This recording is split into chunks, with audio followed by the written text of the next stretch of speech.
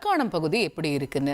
மரக்காணத்தை பொறுத்த வரைக்கும் சுற்றுவட்டார பகுதிகளில் கனமழை வெளுத்து வாங்கி கொண்டிருக்கிறது அப்படிங்கிறது தான் களத்தகவலா இருக்கு. முதல்ல அந்த காட்சிகளை பார்த்துடலாம்.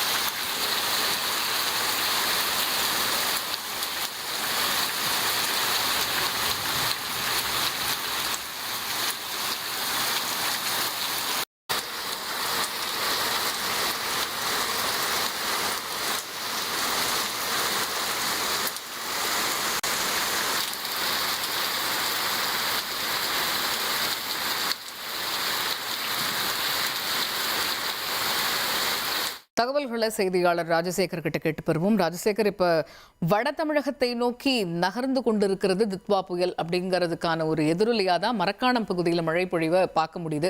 மரக்காணத்தை பொறுத்த வரைக்கும் எத்தனை நேரமா இந்த மழை பொழிவு அப்படிங்கிறது இருக்கு?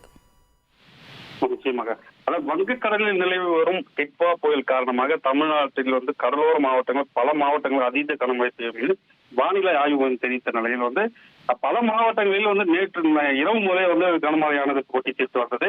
இந்த நிலையில் இன்று அதிகாலை முதல் பார்த்தீங்கன்னா விழுப்புரம் மாவட்டம் கடலோர பகுதியான மரக்காணம், கோட்டக்குப்பம், வானூர் ஆகிய பகுதியில் அவ்வப்பொழுது லேசான சாரல் மழை தான் பெய்து வந்தது.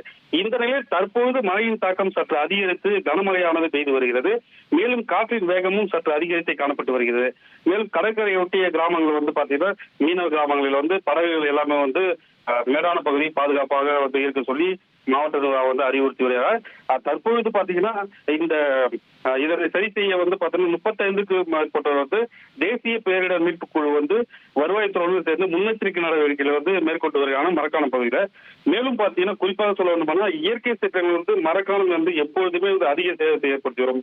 ஆனால் இப்பொழுது இந்த புயலில் இருந்து இந்த மரக்காணம் பகுதி தப்பிக்குமா என்று இந்த பொதுமக்களுக்கு எதிர்பார்ப்பு உள்ளது.